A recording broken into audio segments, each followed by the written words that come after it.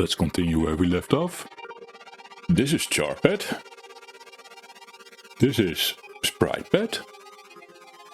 This is a Micro Mage. Big fan of the Micro Mage stuff. It's on NES, love it. 4-player, amazing! Now we're going to import the Micro Mage into our game.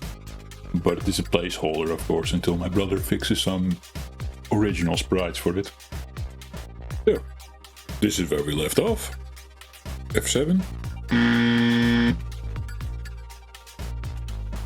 F7. There we go.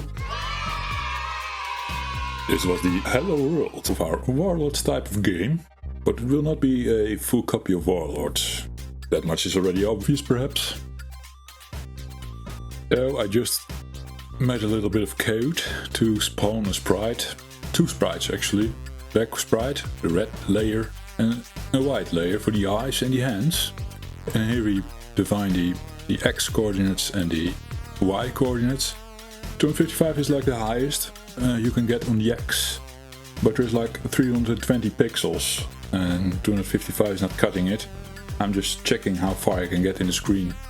Maybe we need the 9th bit, which is a different register. This one holds the 9th bit of every sprite. So it's 8 bits, every sprite is its own bit. So that you can extend beyond 255. So maybe we need this later. It sucks to use, but there is no other way around it. So this is, like I said, the red layer, the white layer. We enable all sprites because I'm going to use them all. And this points to the frame that you want. And we store the sprite data on CC00, which is a C00 offset from the part where the FIG2 is looking, as defined here. Which is C00 char setup and the screen on C800, which was here. We discussed this in last video. Now the thing is, you get a byte to point to a frame, and a frame is considered like 64 bytes in size, and that's what you need to define a whole sprite. So with a little bit of calculation I got to 30. I knew the first frame was 30. It's a bit hard to explain, you have to dig into it. This is basically the end of the screen, and that's where the Sprite Pointers start. Always the same deal. Then you have 8 bytes left after the screen. There are the Sprite Pointers, the first one for the first sprite, second one for the second sprite. So yeah, let's see what this does. F7. There we go, a little guy.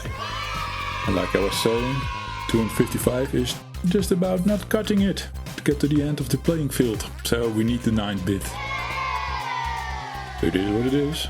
Again, the Micro Mage. We will not keep it, but it's a placeholder. For clarification.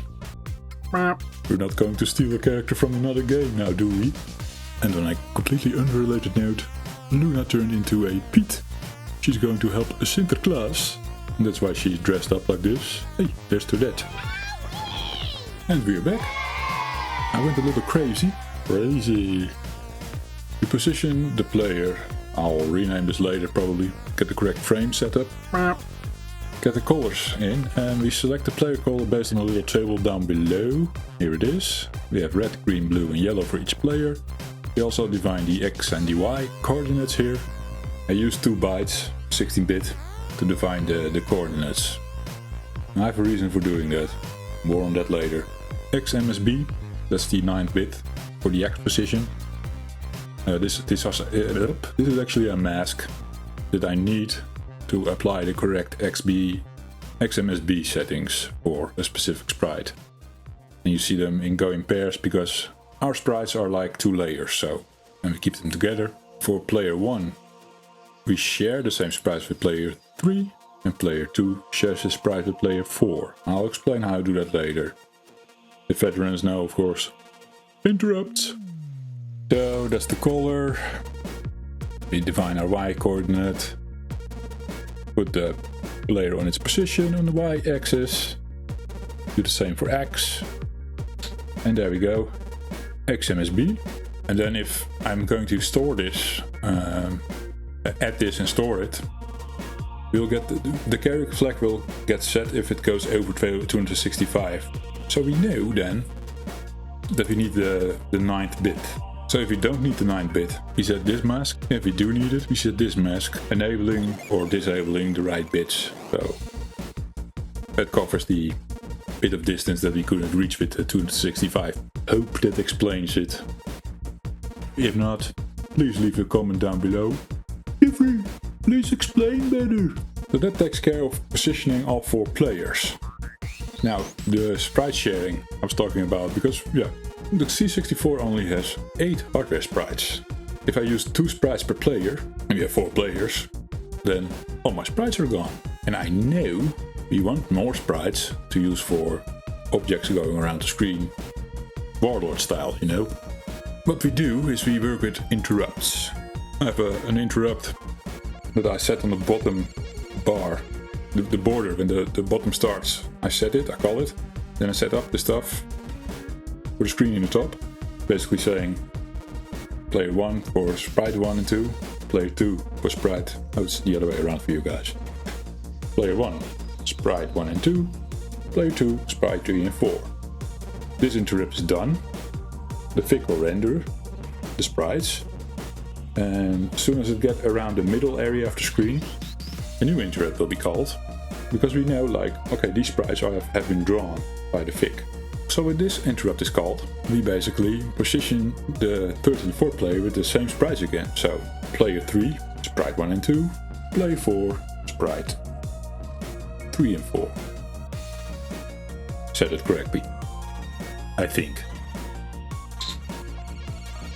So that's the magic of interrupts. You can do really freaky shit with this, with multiplexers, getting like 24 sprites on screen or more. You can go crazy with this stuff, but we don't need that, we keep it simple for now. And here's a bit where I read already the joystick ports. I reached out to, I believe it's Jacob running the Protovision Patreon. I reached out to him. Well, I talked to someone named Protovision, so I'm just assuming here, but I reached out to him and I asked for an example to do a 4-player adapter thing. And from what I understand, this is just player 1 and 2, port 1 and 2, works the same as always. But with some additional stuff, I also think we have to initialize it somewhere. I did it earlier, but yeah, I just copy pasted from his example. We can now also then read port 3 and port 4, which are extension ports on the user interface on your Commodore 64 if you get a little device from Protovision. So that's super cool. Yeah, let's see what this does.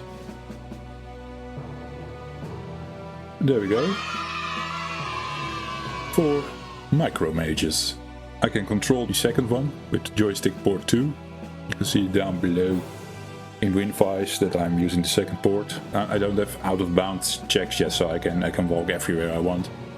And here you can see it glitching out, because this is where the interrupt happens. You can also see it in the bars, like the bar that sets up the top stuff is the orange-red in the bottom here. This is where all the instructions happen to set up the sprites in the top, and the blue one sets them up for the bottom. I keep those colors for debugging. I want to see how big my interrupts get, if I add more stuff later.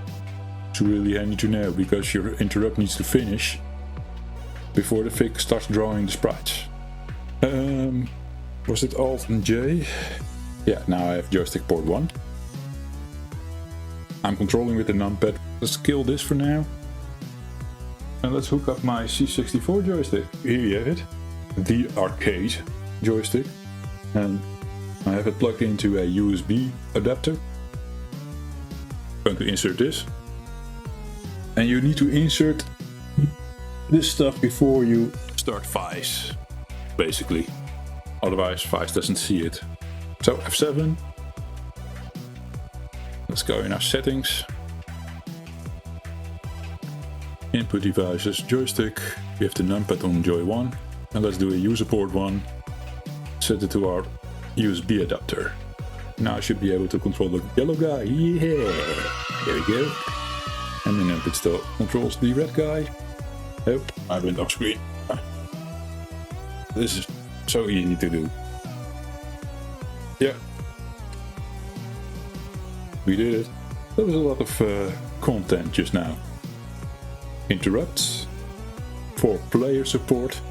Love it. If you like what we're doing here, please leave a like and subscribe. And as always, you can ask me any question in the comments down below.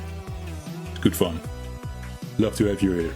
So if the third part is available, we'll present it here. If not, YouTube will recommend you something. Don't forget to subscribe if you want to see more. Cheers.